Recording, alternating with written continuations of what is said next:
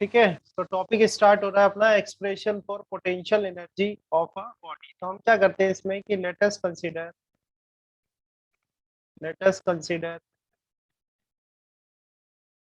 A body of mass m। ठीक है, let us consider a body of mass m। ठीक है, at the surface. कोई है बॉडी है, let us consider body of mass m at the surface. Surface पे रखी हुई है, ठीक है, कुछ इस तरीके से है। ये हम सरफेस बना देते हैं यहाँ पर। ये सरफेस ड्रॉ करी मैंने। ठीक है, सरफेस पर एक बॉडी है जिसका मास है m। ये m मास की बॉडी। ठीक है, m मास की बॉडी है, ये कह देते हैं centre of mass. Centre of mass जहां पर कि उसका टोटल मास कॉन्सेंट्रेटेड है, उसको बोलते हैं सेंटर ऑफ मास। ठीक है, तो ये इसका सेंटर ऑफ मास हो गया। इसको मैं फर्स्ट पॉइंट कर देता हूँ, m मास है इस बॉडी का। ठीक है, हम क्या करते हैं, इस बॉडी पर फोर्स अप्लाई करते हैं और फोर्स अप्लाई करके उसको लिफ्ट कर देते हैं। कहाँ तक? ये नई पोजीशन तक लिफ्ट, एच हाइट तक लिफ्ट कर देते हैं इसको। देखो आप, इस तरह से हमने क्या करा इसको, ये एच हाइट तक, यानी 1 से लेके 2 सेकंड पोजीशन आ गई इसकी। ठीक है, और ये जो हाइट है, ये हाइट को हमने मेंशन कर दिया है एच से। H is a height. ठीक है, तो आप देखें यहाँ पर हमने क्या स्टार्ट किया है, let us consider a body of mass m at the surface. तो ये सरफेस पे रखा हुआ है। ठीक है, एट द सरफेस यानी ये हो गई हमारी पोजीशन वन पे रखी है। ठीक है, नाउ आगे देखते हैं हम इसको।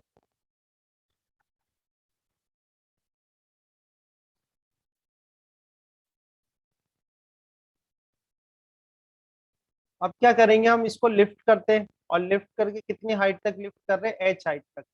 ठीक है, तो आप देखें, now now we lift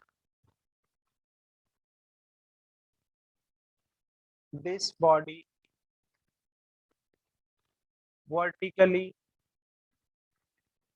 vertically up to a height of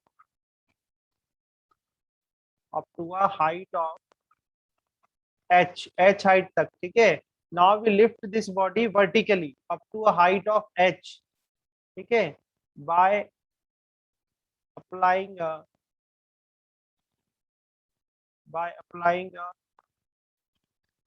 applied force. ठीक है, अप्लाइड फोर्स, देखो इसमें क्या है, by applying applied force, applied force F. तो एफ हमने फोर्स लगाया, और एफ फोर्स लगा के देखो उसको कहाँ तक, कितनी हाइट तक लेके चलेगा? एच हाइट तक। एच हाइट तक मतलब ये जो हो गई, इसकी हो गई पोजीशन 2, है ना। पोजीशन 2 तक लेके आ गए इसको, हमने इस तरह से मेंशन कर दिया पोजीशन 2। ये पोजीशन 2 तक आ गए, एच हाइट तक लिफ्ट कर दिया। अब जो अप्लाइड फोर्स है, अप्लाइड फोर्स आपने कैसा लगाया होगा? ऑब्वियसली ऊपर की तरफ ही लगाया होगा। ये आपका अप्लाइड फोर्स आ गया एफ। ठीक है, एफ जो है वो क्या है? Applied force. अच्छा, अब ये बॉडी क्या है? ग्रेविटेशनल फील्ड में। अगर आप सरफेस से एच हाइट तक भी उसको लेके जाओगे, तब भी उस पे क्या होगा? डाउनवर्ड्स जो है वो ग्रेविटेशनल फोर्स अप्लाई हो रहा होगा। ये ग्रेविटेशनल फोर्स लग रहा होगा एफ जी। ठीक है, एफ जी क्या है? ग्रेविटेशनल फोर्स है। वो कैसा लग रहा है? डाउनवर्ड। जो हर समय कहाँ लग रहा होगा? डाउनवर्ड लग रहा होगा। तो if I find out the when a body is lift to when a body is lift to a height h। ठीक है, then work done by the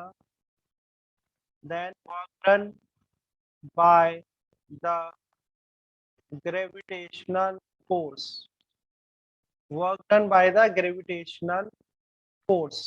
ठीक है, तो work done by the gravitational force क्या होगा? देखो, work done का formula होता है, पहले हम फॉर्मूला बताए थे, W इक्वल टू क्या होता है? एफ एस कॉस थीटा होता है। ठीक है, वर्क डन का फॉर्मूला है। तो हम यहाँ पर फाइंड आउट कर रहे हैं कि work done by the gravitational force क्या होगा? Work done by the gravitational force, तो work done by the gravitational force क्या होगा? ग्रेविटेशनल फोर्स आ जाएगा। और एस कितना है, वो हाइट है एच। देखो डिस्प्लेसमेंट कितना है एच, एच हाइट तक मूव करा रहे हो ना आप, तो डिस्प्लेसमेंट कितना हो जाएगा, एच आ जाएगा। फिर यहाँ पर आएगा कॉस और थीटा, थीटा कितना है, तो देखो ग्रेविटेशनल फोर्स तो नीचे की तरफ होता है, ये एफ जी हो गया, और डिस्प्लेसमेंट आप उसकी अपवर्ड करा रहे हो, जो कि कितनी है, एच है। डिस्प्लेसमेंट कहाँ है, अपवर्ड है, तो इनके बीच में जो एंगल है, डिस्प्लेसमेंट और फोर्स के बीच का एंगल कितना है, 180 डिग्री। तो यहाँ पर क्या आ जाएगा, cos 180 डिग्री आ जाएगा। अब cos 180 डिग्री तो जानते हो आप माइनस होता है, तो यहाँ पर क्या आ जाएगा, minus F G into H आ जाएगा। ठीक है, तो minus F G into H, so this is the work done by the gravitational force. Okay, now to lift, now to lift a body up to a height h, ठीक है, up to a height h, ठीक है, we should work done, ठीक है। तो now to lift a body up to height H, देखो ये जो वर्क डन है, ये वर्क डन किसकी वजह से आया है, ग्रेविटेशनल फोर्स की वजह से आया है।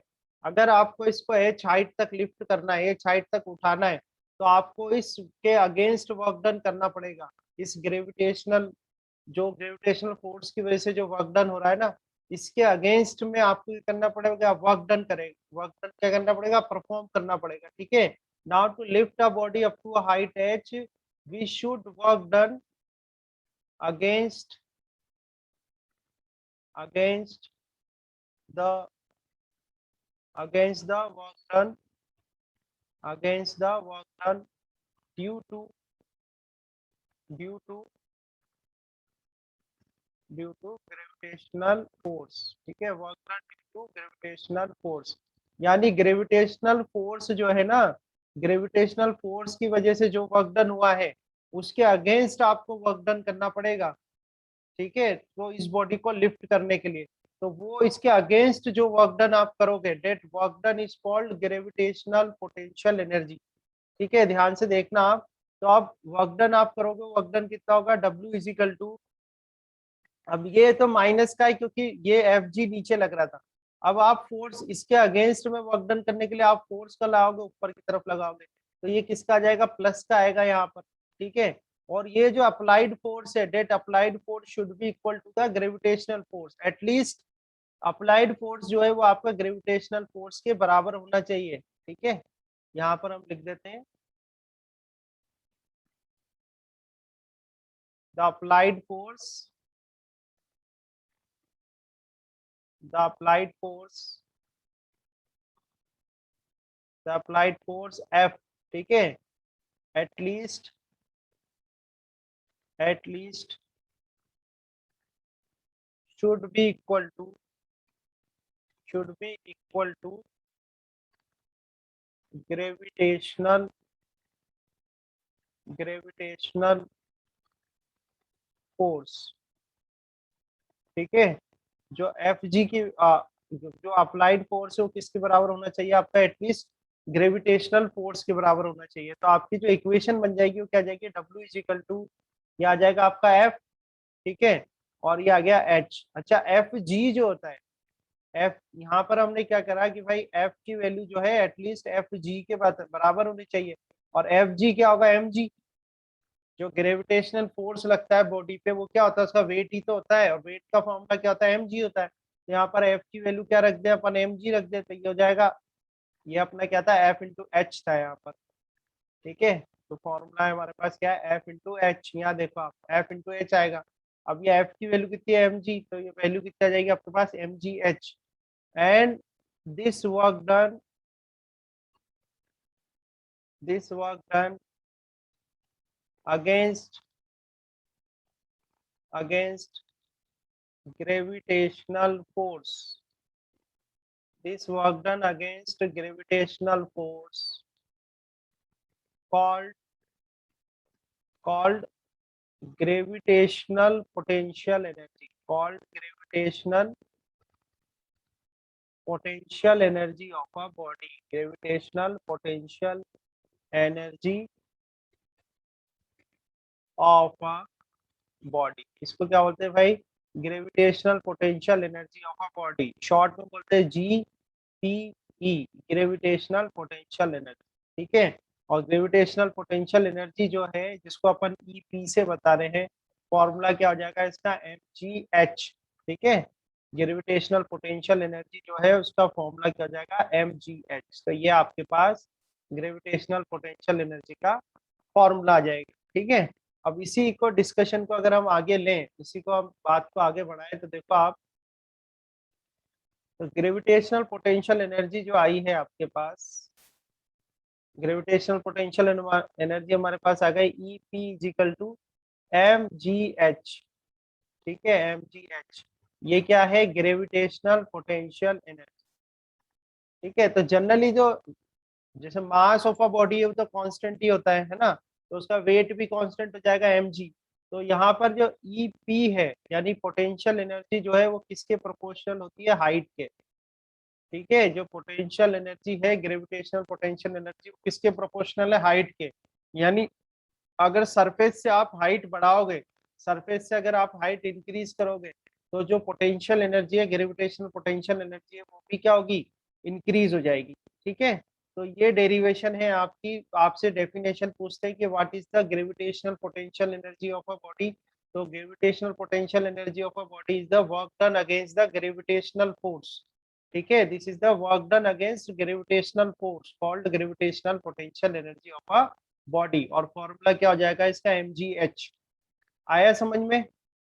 ठीक है ना, कोई प्रॉब्लम हो तो यस सर। मैसेज कर देना आप, मैं वो जो भी आपकी प्रॉब्लम होती है उसको एड्रेस कर दूंगा। आगे देखो, इसमें एक नेक्स्ट पॉइंट अपन डिस्कस करते हैं कि भाई जो ग्रेविटेशनल एक स्टेटमेंट है, स्टेटमेंट कुछ इस तरह से है, स्टेटमेंट आप ध्यान से देखना है यहाँ पे। स्टेटमेंट है कि gravitational potential energy, gravitational potential energy does not does not depend does not depend on the path, यानी पाथ पर डिपेंड नहीं करती है, does not depend on the path. ये स्टेटमेंट है, इस स्टेटमेंट को अपन को चेक करना है क्या ये सही है या राइट है या रॉन्ग है, ये स्टेटमेंट चेक करना है। ठीक है, तो इस स्टेटमेंट को चलो सॉल्व करते हैं अपन। तो ये कह रहे हैं कि जो ग्रेविटेशनल पोटेंशियल एनर्जी है वो पाथ पे डिपेंड नहीं करती है। तो पाथ पे डिपेंड नहीं करती, तो देखो ऐसा करते हैं कि सबसे पहले तो एक सरफेस ले लेते हैं अपन, ये हॉरिजॉन्टल सरफेस है। ठीक है, इस हॉरिजॉन्टल सरफेस पे ब्लॉक रखा हुआ है, कोई बॉडी रखी हुई। ठीक है, इस बॉडी की ये जो पोजीशन है इसको हम ए कर देते हैं। ठीक है, अब ए पोजीशन से पहले इसको लिफ्ट करके हम कहाँ तक ले आए, ए पोजीशन से हम ले आए बी पोजीशन तक, ये बी पोजीशन होता है। ठीक है, ए से कहाँ ले आए बेटा, बी पोजीशन पर ले, और बी से फिर इसको लेके आ गए इधर सी पर, तो ये सी आ गई, ये सी पोजीशन आ गई इसकी, और सी से फिर इसको लिफ्ट करके लेके गए डी पोजीशन तक, ये डी पोजीशन। सेम बॉडी है ना, तो थोड़ा ध्यान रखना, सेम बॉडी है तो उसी को लेके जा रहे हैं। ये आ गई आपकी यहाँ, ये डी पोजीशन आता है। ठीक है, अब हमें जो कंप्लीट हाइट दे रखी है, यानी ये यहाँ से डी से लेके ये हाइट गिवन,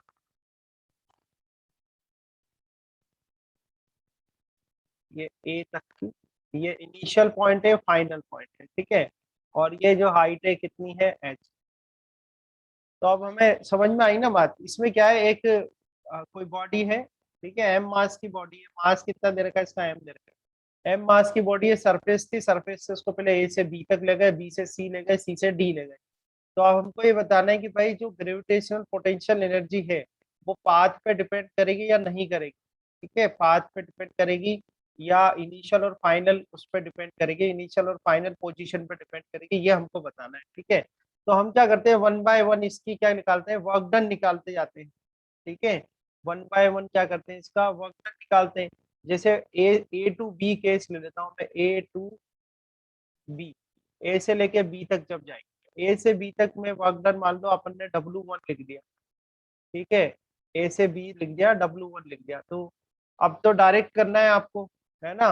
जो फोर्स लग रहा है इस पे, फोर्स कौन सा लग रहा है, ग्रेविटेशनल फोर्स लेते हैं अपन। ग्रेविटेशनल फोर्स कैसा लग रहा है इसमें, नीचे लग रहा है, या डायरेक्टली अपन तो फॉर्मूला लगा देते हैं, ऐसा करते हैं, पोटेंशियल एनर्जी निकालते जाते हैं इसकी, है ना। और बाद में क्या करेंगे, सारी पोटेंशियल एनर्जी का सम कर देंगे। सॉल्यूशन तो हमने ऑलरेडी किया ही हुआ है। तो जैसे ए से लेके बी तक जा रहा है, तो ए से लेके इसको बी तक जाने में पोटेंशियल एनर्जी कितनी हो जाएगी, mg/ab। ये इसकी पोटेंशियल एनर्जी हो जाएगी, ठीक है। ए से बी में जो पोटेंशियल एनर्जी है वो कितनी हो जाएगी, mg/ab, ए से लेके बी तक की हाइट। ऐसे अब देखते हैं अपन ई में बी टू सी। अब बी टू सी जब ये जा रहा है तो mg, ठीक है। अब जब ये बी टू सी जाएगा तो क्या इसकी हाइट में कोई चेंज होगा क्या, जब बी से सी जा रहा है तो ये तो वही उसी सरफेस पे है ना, हाइट में कोई चेंज थोड़ी हो रहा है। तो हाइट में कोई चेंज नहीं हो नो रहा, सर। तो ये जीरो आ जाएगा, इधर जीरो आ जाएगा। ऐसे ही इसके बाद अपन देखते हैं सी से लेके डी तक, तो ये आ जाएगा mg और इधर आ जाएगा cd। सी से लेके डी तक तो हाइट चेंज हो रही है ना, देखो सी से डी जा रही है। तो ऐसे करके आपके पास ए से बी तक की पोटेंशियल एनर्जी आ गई, बी से सी आ गई, सी से डी आ गई। अब टोटल अगर निकाला जाए, यानी ए से लेके डी तक की पोटेंशियल एनर्जी, ए से लेके डी तक की जो पोटेंशियल एनर्जी है, तो वो कितनी हो जाएगी, E of A B plus E of B C and plus E of sir CD। C D, ठीक है। अब इसको ऐड करो तो ए बी कितना आ जाएगा आपका mg, ये आ जाएगा ए बी, ठीक है। ये जीरो हो जाएगा और प्लस ये हो जाएगा mg, और यहाँ ब्रैकेट में आ जाएगा सी डी। आ रही है समझ। अब mg अगर कॉमन ले लिया जाए तो अंदर क्या बचेगा आपके पास, A B plus C D बचेगा।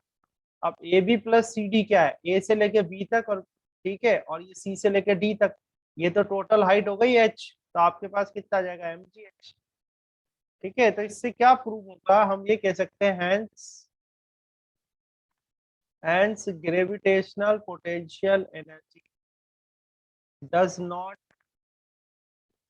नॉट डिपेंड ऑन पाथ, ठीक है, does not depend on path, ठीक है। It only depends on it only depends on ठीक है, it only depends on initial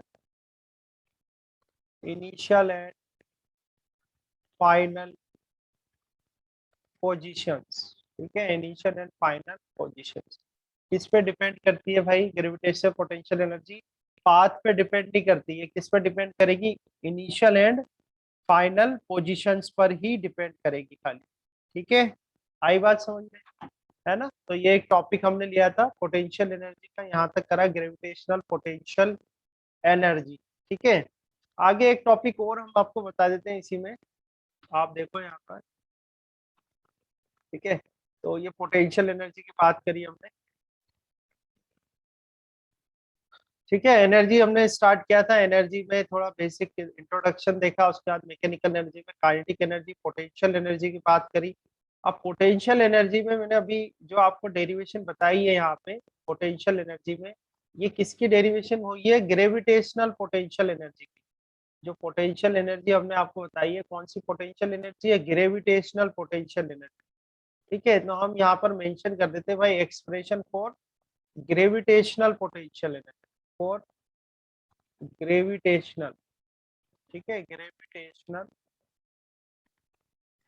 gravitational potential energy, ठीक है।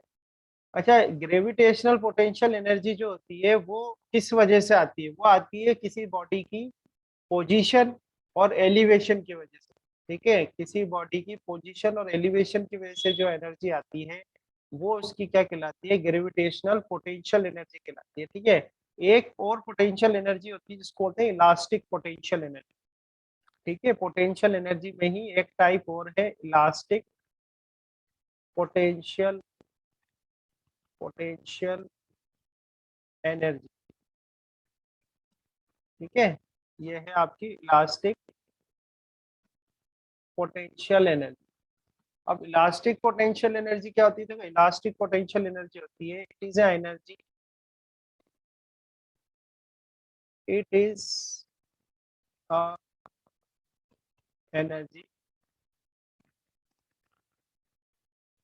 is an energy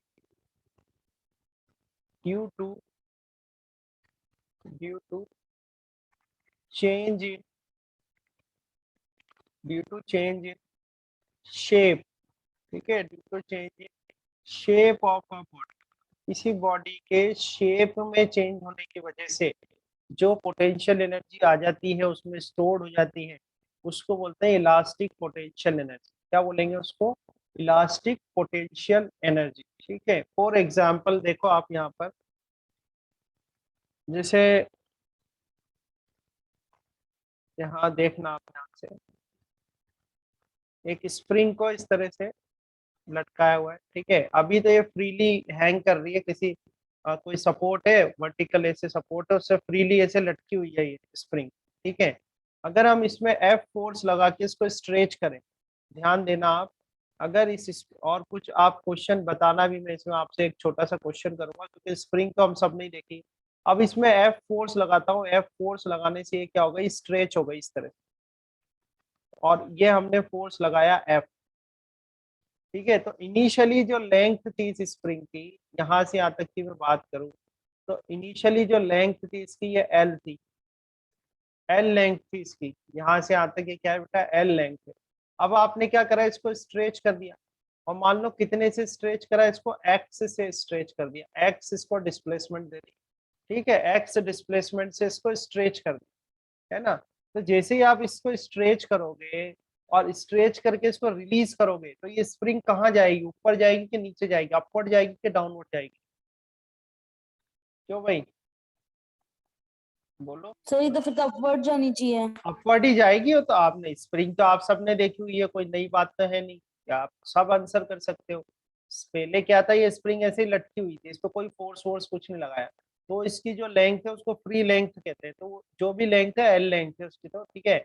अब हमने क्या करा, उसको स्ट्रेच कर दिया, है ना, स्ट्रेच कर दिया, मान लो ये वाला जो पॉइंट था ये पी पॉइंट है, और यह इसको आपने कितने तक स्ट्रेच कर दिया, क्यू तक स्ट्रेच कर दिया, यानी कि ये जो पॉइंट है कॉरस्पॉन्डिंग पॉइंट, ये आ गए पी और क्यू, समझ में आ रहा है। पहले ये एल लेंथ थी, इसको आपने स्ट्रेच कर दिया और एक्स इसको डिस्प्लेसमेंट दे दी। तो जब आप इसको नीचे की तरफ खींचोगे और जब इसको आप छोड़ोगे, तो स्प्रिंग कहाँ जाएगी बोलो, ऊपर की तरफ, अपवर्ड ही जाएगी। अब अपवर्ड नीचे क्यों यस आई, सर। नीचे क्यों आई थी, क्योंकि आपने फोर्स लगाया था, नीचे क्यों आई, क्योंकि आपने फोर्स लगाया, और जब आपने छोड़ा तो ऊपर चली गई, तो ऊपर किस फोर्स की वजह से गई है वो, अपवर्ड कौन सा फोर्स लग रहा था उसमें, बोलो। ऊपर गई जाएगी ना स्प्रिंग, आप खींच के उसको छोड़ोगे तो स्प्रिंग कैसे आएगी, ऊपर जाएगी। तो नीचे क्यों आई थी, क्योंकि आपने फोर्स लगाया था इसलिए आई नीचे। अब आपने छोड़ा, ऊपर, ऊपर क्यों गई, ऊपर किसने फोर्स लगाया उस पर, किसी ने फोर्स लगाया था कि उस पर ऊपर की तरफ, किसने फोर्स लगाया उस पे ऊपर की तरफ, स्प्रिंग ने फोर्स लगाया। तो वो जो फोर्स लगेगा अपवर्ड, जब भी आप इसको रिलीज करोगे तो उस पर अपवर्ड की तरफ जो फोर्स लगेगा बेटा, वो जो फोर्स होगा वो क्या कहलाएगा, स्प्रिंग फोर्स, ठीक है। ऊपर की तरफ जो फोर्स लगेगा वो एफ एस है, वो क्या होता है, स्प्रिंग फोर्स होता है, ठीक है। तो सबसे पहले तो मैं आपको यहाँ बता दूं कि जो स्प्रिंग फोर्स होता है उसका फॉर्मूला, स्प्रिंग फोर्स का जो फॉर्मूला होता है माइनस, स्प्रिंग फोर्स का जो फॉर्मूला होता है माइनस के एक्स, ठीक है। स्प्रिंग फोर्स का जो फॉर्मूला है वो होता है माइनस के एक्स। इसमें जो के होता है, द के इज कॉल्ड, के जो होता है उसको बोलते हैं स्प्रिंग कांस्टेंट, ठीक है। के को बोलते हैं स्प्रिंग कांस्टेंट, और इसका यूनिट होती है न्यूटन डिवाइड बाय मीटर। और एक्स जो होता है, एक्स क्या है, या आपने जिस तरह से इसको स्ट्रेच किया है, या मैं ये कह सकता हूँ एक्स इज अ डिस्प्लेसमेंट, ठीक है।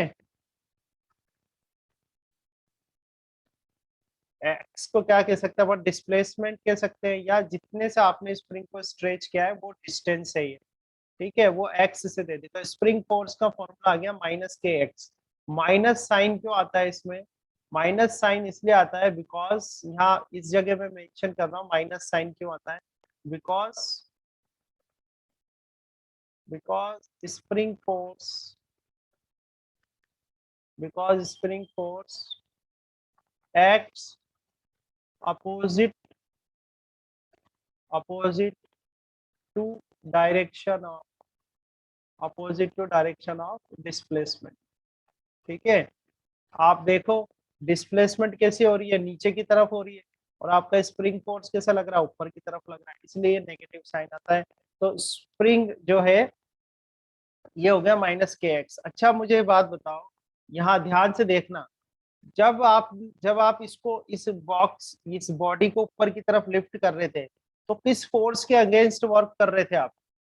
जब इसको ऊपर की तरफ लिफ्ट कर रहे थे तो किस फोर्स के अगेंस्ट वर्क कर रहे थे? बोलो भाई, विधान बोलो कुछ, क्या बात है आज कुछ आंसर ही नहीं कर रहे हो? So हाँ gravitational force. हाँ, ग्रेविटेशनल फोर्स के अगेंस्ट वर्क कर रहे थे, और ग्रेविटेशनल फोर्स के अगेंस्ट जो आपने वर्क करा, वो वर्क जो है वो स्टोर हो गया as a gravitational potential energy. समझना बात को। अब ये स्प्रिंग वाला केस देखो, अगर मैं इसको स्प्रिंग को नीचे की तरफ स्ट्रेच करूंगा, तो मैं किस फोर्स के अगेंस्ट वर्क कर रहा हूँ बताओ? Sir gravitational force. अरे भाई, मैं फोर्स लगा रहा हूँ डाउनवर्ड, इसके अपवर्ड, इसके अगेंस्ट कौन सा फोर्स लग रहा है? स्प्रिंग फोर्स नहीं लग रहा क्या? इधर देखो ना, यस आपने सर। जब आप इसको ब्लॉक को ऊपर उठा रहे थे तो आप फोर्स का लगा रहे थे अपवर्ड, और ग्रेविटेशनल फोर्स का लग रहा था डाउनवर्ड, तो आप ग्रेविटेशनल फोर्स के अगेंस्ट में वर्क कर रहे थे। अब इस केस में अगर मैं इस स्प्रिंग को नीचे की तरफ स्ट्रेच करूंगा, तो किस फोर्स के अगेंस्ट वर्क करूंगा? स्प्रिंग फोर्स के अगेंस्ट स्प्रिंग वर्क फोर्स। करूंगा, और स्प्रिंग फोर्स के अगेंस्ट जो वर्क होगा वही जो है इसकी पोटेंशियल एनर्जी की फॉर्म में क्या हो जाएगा, स्टोर हो जाएगा, जिसको बोलेंगे अपन स्प्रिंग की पोटेंशियल एनर्जी या फिर इलास्टिक पोटेंशियल एनर्जी। समझ में आया आपको? ठीक है, तो हम यहाँ लिखते हैं, देखो मैं आपको बताता हूँ, इलास 1 सेकेंड। ठीक है, समझ में आ रहा है? तो elastic potential energy is a work done. ठीक है, इलास्टिक पोटेंशियल एनर्जी, और स्प्रिंग एनर्जी भी कहते हैं इसको। तो elastic potential energy is a work done, ठीक है, is a work done to stretch is a work done to stretch a spring against against the spring force, against the spring force। ठीक है, spring force के against आप spring को जब stretch करते हो, उसमें जो वर्क डन होता है वो उसकी इलास्टिक पोटेंशियल एनर्जी के फॉर्म में स्टोर्ड हो जाता है, या उसी को अपन क्या बोलते हैं, इलास्टिक पोटेंशियल एनर्जी कहते हैं। तो इस इलास्टिक पोटेंशियल एनर्जी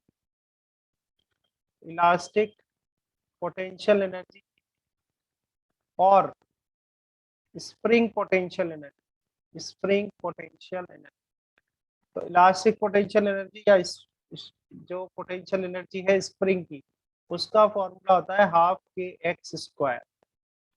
ठीक है, क्या फॉर्मूला होता है इसका? ½ kx²।